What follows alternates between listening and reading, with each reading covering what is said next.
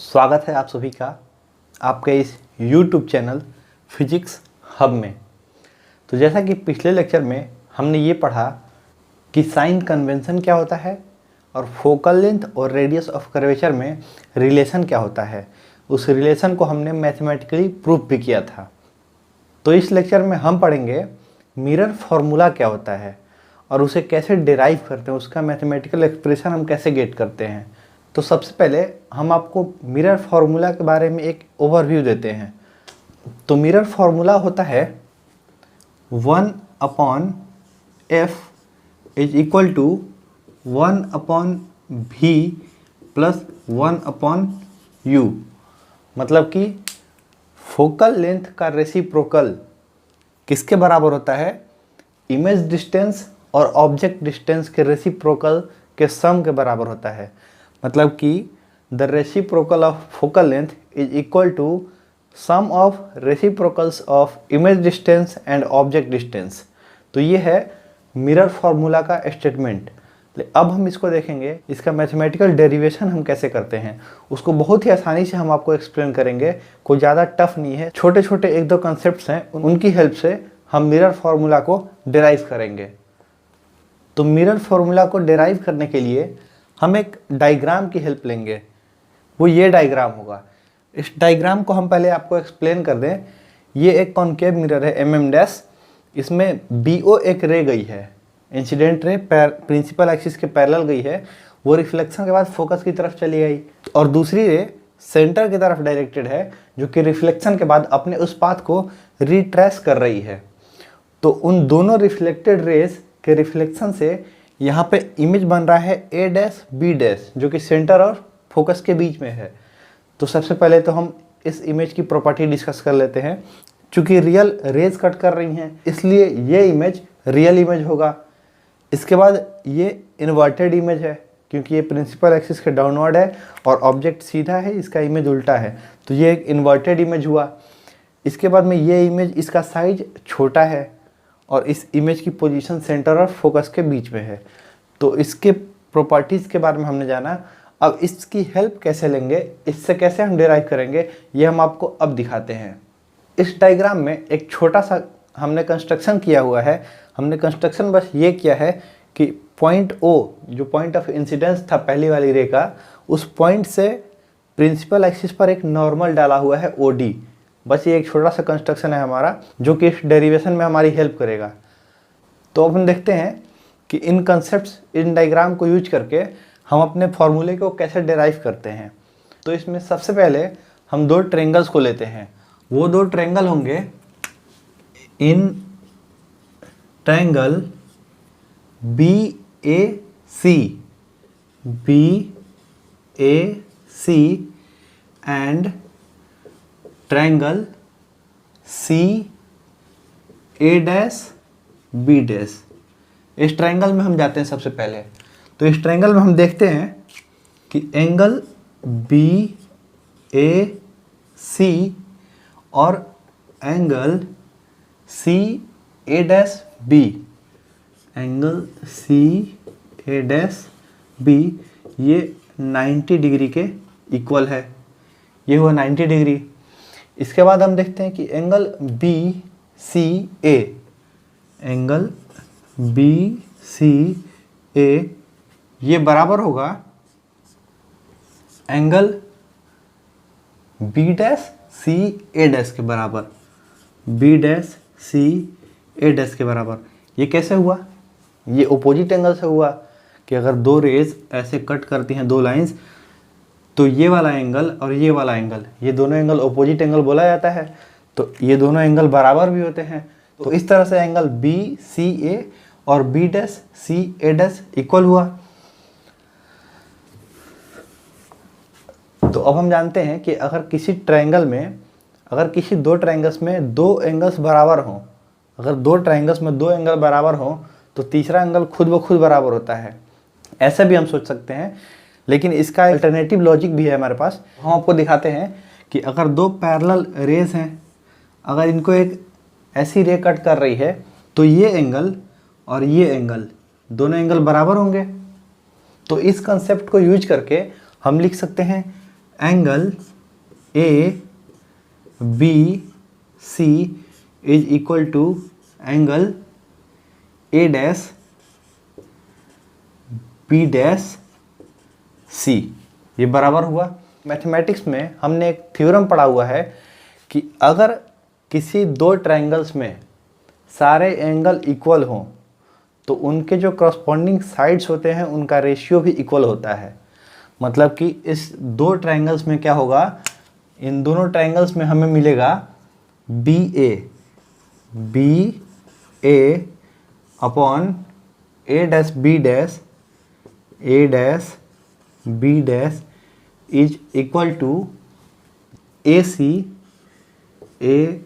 C upon A dash C, ये relation मिलेगा हमें। तो इसे हम अपना पहला इक्वेशन बनाते हैं। इसे हमने बनाया अपना पहला इक्वेशन। तो अब हम देखते हैं दूसरे ट्रायंगल में। वो ट्रायंगल होगा ए डैश बी डैश एफ और ट्रायंगल एफ ओ डी। इस ट्रायंगल में अब हम जाते हैं। तो इन दोनों ट्रायंगल्स में हम देख सकते हैं कि angle A dash B dash F, angle A dash B dash F, ये बराबर है एंगल डी ओ एफ के। जैसा कि हमने अभी आपको तुरंत बताया कि दो पैरेलल लाइंस को अगर एक रे कट करती है तो एक करस्पॉन्डिंग एंगल का एक पेयर बनता है, उससे ये दोनों एंगल बराबर होंगे। इसके बाद अगला हमें ये मिलेगा angle B dash A dash F, angle B dash A dash F, वो बराबर होगा एंगल एफ डी ओ के, एंगल एफ डी ओ के, ये बराबर होगा 90 डिग्री के। और तीसरा हमें पेयर मिलेगा angle A dash F B dash, angle A dash F B dash is equal to angle O F D, angle O F D from A similarity. तो एंगल सिमिलरिटी से ये दोनों ट्रायंगल सिमिलर हुए। तो अब similar triangle और congruent triangles में आपका कंसेप्ट क्लियर होना चाहिए। तो इस सिमिलरिटी से हमें ये पता चलेगा कि इन दोनों ट्रायंगल्स के जो साइड हैं, करस्पॉन्डिंग साइड हैं, उनका रेशियो इक्वल होगा। तो इससे हमें मिलेगा O D upon A dash B dash is equal to F D upon A dash F, ये मिला हमें। तो अब हम छोटे छोटे दो कंसेप्ट्स को इंट्रोड्यूस करते हैं आपको। वो बहुत ही इंपॉर्टेंट कंसेप्ट होंगे। इसको समझने के लिए, इसके आगे का जो स्टेप हम करने वाले हैं उसको समझने के लिए वो दोनों कंसेप्ट्स वेरी इंपॉर्टेंट होंगे।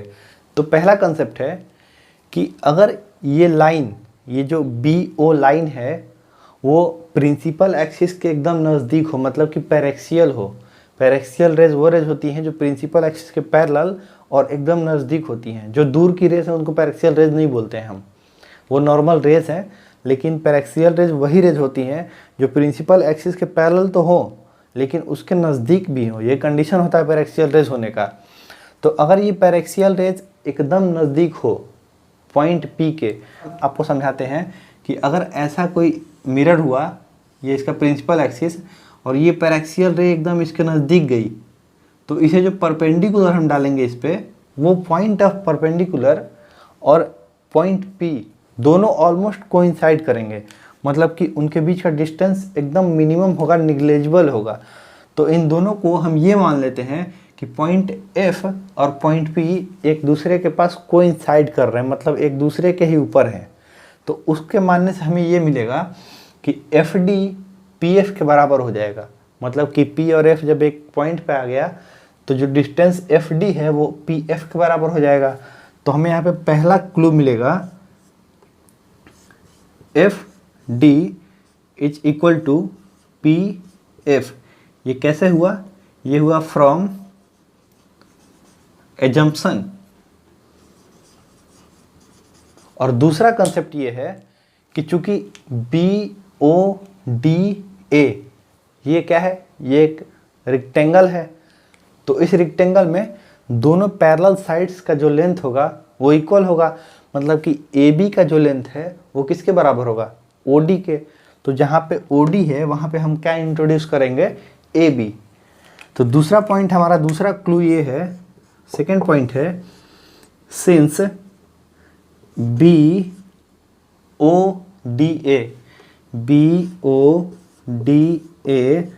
is rectangle, hence AB is equal to OD, AB is equal to OD। तो इन दोनों क्लू को हम इस इक्वेशन में रखेंगे। तो ये इक्वेशन हमें कैसा दिखेगा, ये इक्वेशन हमें दिखेगा, ये इक्वेशन हमें फाइनली दिखेगा AB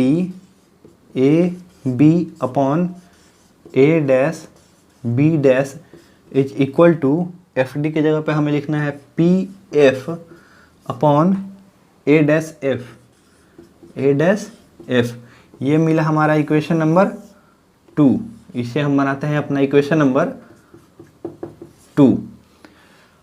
तो पहला इक्वेशन हमें मिला था AB upon A dash B dash equal to AC upon A dash C। और दूसरा इक्वेशन हमें मिला AB upon A dash B dash is equal to PF upon A dash F। तो इन दोनों इक्वेशंस में हम ये देख सकते हैं कि इनका जो लेफ्ट हैंड साइड है वो इक्वल है। इससे हम ये बता सकते हैं कि इनका जो राइट हैंड साइड होगा वो भी इक्वल होगा। क्योंकि हम ये लिख सकते हैं कि AC upon A dash C is equal to PF upon A dash F।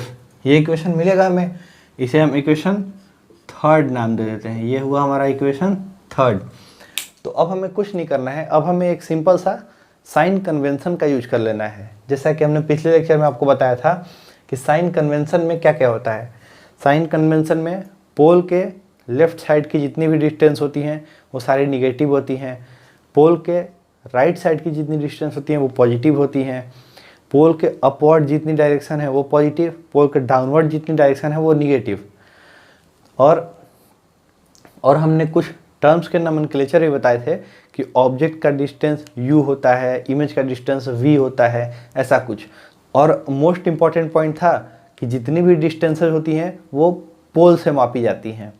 तो इन पॉइंट्स को यूज करके हम इस इक्वेशंस को ट्रांसफॉर्म करेंगे और देखते हैं कि उस ट्रांसफॉर्मेशन के बाद ये इक्वेशन का कैसा रूप हमें देखने को मिलता है।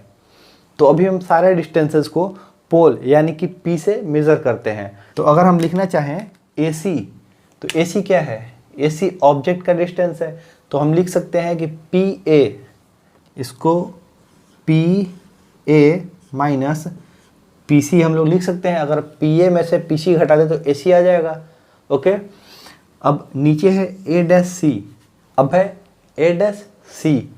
तो A डैश C को कैसे हम लिखेंगे, A डैश C को लिखना है तो PC माइनस PA डैश कर देंगे हम लोग। तो कुछ नहीं करते हैं हम लोग यहाँ पे PC माइनस PA डैश, मतलब कि ये पूरा PC में से PA डैश अगर हट जाएगा तो क्या बचेगा, A डैश C बचेगा। अब राइट हैंड साइड में आते हैं हम लोग, PF तो है ही मेजर्ड पोल से, तो इसको PF छोड़ देते हैं एज इट इज़। ये हुआ हमारा PF upon A dash F। इसको PA डैश माइनस PF कर सकते हैं हम लोग, PA डैश माइनस PF। अब सिंपली कुछ करना नहीं है हमें, इन डिस्टेंसेस को इनके वेरिएबल के फॉर्म में साइन कन्वेंशन को यूज करके लिख देते हैं। तो हमें मिलेगा PA क्या है, ऑब्जेक्ट का डिस्टेंस, ये होगा माइनस ऑफ U, माइनस का साइन लगा दिया हमने। PC ये माइनस ऑफ R, मतलब कि रेडियस ऑफ कर्वेचर है तो वो माइनस ऑफ R होगा। ये माइनस का साइन था पहले से, ये हो गया minus of R upon PC again minus R, एक बार फिर से माइनस R हो गया, minus PA dash. P A dash है इमेज का डिस्टेंस, इसको लिखेंगे हम लोग माइनस वी, ये हुआ, is equal to P F, ये फोकल लेंथ है तो माइनस है ही, minus of F upon P A dash, एक बार फिर से माइनस वी होगा, माइनस पी एफ, एक बार फिर से माइनस ऑफ एफ। तो इसको सिंप्लीफाई करने के बाद हमें मिलेगा minus U plus R upon minus R plus V is equal to minus of F upon minus V plus F. ये मिला हमें फाइनल इक्वेशन। तो अब हमें क्या करना है, अब हमें बस इनका सिंपल क्रॉस मल्टीप्लिकेशन कराना है, मतलब कि इस टर्म को इससे इंटू कराएंगे और इस टर्म को इससे मल्टीप्लाई कराएंगे। तो इसको सिंप्लीफाई करने से हमें मिलेगा minus U into minus P, मतलब कि ये हो जाएगा plus U into V, minus U into plus F, मतलब कि minus U F plus R minus V, ये हो गया minus R V plus R plus F, ये हो गया प्लस आर एफ। इसके बाद ये चारों टर्म्स हो गए। इसके बाद हम जाते हैं राइट साइड में, तो राइट साइड में हम लिखेंगे minus R into minus F, मतलब कि minus minus plus R F, इसके बाद plus V into minus F, तो हो जाएगा माइनस वी इंटू एफ। तो यहाँ पे कैंसिल होने वाला कोई टर्म्स हमें दिख रहा है? यहाँ पे हमें ये टर्म जो प्लस आर एफ है हमें दोनों तरफ दिख रहा है, तो वो टर्म सीधा सीधा कैंसिल हो जाएगा, क्योंकि दोनों तरफ R F plus R F add है। तो सिंपली हमें करना कुछ नहीं है, दोनों तरफ माइनस आर एफ ऐड कर देंगे, तो ये कैंसिल टर्म हो गया। तो इससे हमें मिलेगा U V minus U F minus R के जगह पे हम कुछ नहीं 2f यूज कर लेते हैं, क्योंकि f equal to R by 2 था, तो r इक्वल टू 2f। इसको यूज करके हम यहाँ पे r की जगह पे 2f लिख देते हैं, 2f v is equal to vf। अब इसको इस साइड लाते हैं हम, ये माइनस vf था, इसको हम इस साइड लाते हैं, तो uv minus uf minus 2vf और ये माइनस ये हो जाएगा plus vf is equal to 0। Simplify करते हैं, ये uv ऐसे ही रह जाएगा, uv माइनस uf और ये माइनस 2vf प्लस vf, ये हो जाएगा minus of vf is equal to 0। तो ये इस इक्वेशन का एक कलरफुल फॉर्म है, ताकि आपको इजीली समझ में आए। हमने ऐसा किया है ताकि आपको ये समझ में आए कि कैसे कौन सा टर्म कैंसिल हो रहा है। तो अब हमें करना क्या है, अब हमें बस इसको u into V into F से डिवाइड कर देना है। तो हम डिवाइड करते हैं। तो हमने क्या किया, हमने यू वी लिखा same to same, U F लिखा और वी एफ लिखा, इसको डिवाइड कर रहे हैं हम U V F U V F U V F, मतलब कि तीनों टर्म को u into V into F से डिवाइड करेंगे। तो देखते हैं इसमें कौन कौन सा टर्म कैंसिल होगा। ये u से u जाएगा, इसमें u से u गया, इसके बाद f से f गया, f से f कटा, इसके बाद v से v कट गया, यहाँ पे v से v कट गया, इज इक्वल टू ये था 0। तो इस इक्वेशंस में हमें क्या मिल रहा है, इस इक्वेशन में मिल रहा है हमें यहाँ पे एक f मिल रहा है, एक 1/v मिल रहा है और एक 1/u मिल रहा है। तो अब देखते हैं हम कि इस इक्वेशन को हम कैसे लिख सकते हैं। तो इस इक्वेशन को हम यहाँ पे लिख सकते हैं 1/f minus 1/v minus 1/u is equal to 0। तो बस कुछ नहीं करना है, इन दोनों टर्म्स को हमें उस साइड लेके जाना है। तो हमें मिलेगा 1/f is equal to 1/v plus 1/u। ये था हमारा मिरर फॉर्मूला। एक बार फिर से हम इसका स्टेटमेंट आपको बता देते हैं कि फोकल लेंथ का रेसिप्रोकल जो होता है वो इमेज डिस्टेंस और ऑब्जेक्ट डिस्टेंस इनके रेसिप्रोकल के सम के इक्वल होता है। तो ये था mathematical derivation of 1/f equal to 1/v plus 1/u, that is mirror formula. तो अगर इस लेक्चर में आपको एक भी ऐसा पॉइंट, एक भी ऐसा स्टेप हो जो कि समझ में नहीं आया कि उसका अगला स्टेप या एक कैसे इंट्रोड्यूस किया आपने, ये कैसे लिखा, तो आप डायरेक्ट मैसेज करके मेरे से पूछ सकते हैं। और अगर आपको ये डेरिवेशन पसंद आया हो तो ज़्यादा से ज़्यादा लाइक करें, शेयर करें और सब्सक्राइब के बटन को दबाना ना भूलें। तो ये हमारे लाइट सीरीज का सेकंड लास्ट वीडियो था। अगला वीडियो जो होगा उसमें हम आपको बताएंगे कि मिरर्स के यूज क्या हैं और मैग्नीफिकेशन क्या होता है। वो लेक्चर इस चैप्टर का लास्ट लेक्चर होगा। इसके बाद हम मेन जो क्वेश्चंस हैं उनको डिस्कस करेंगे। तो मिलते हैं अगले वीडियो में, तब तक के लिए धन्यवाद, थैंक यू।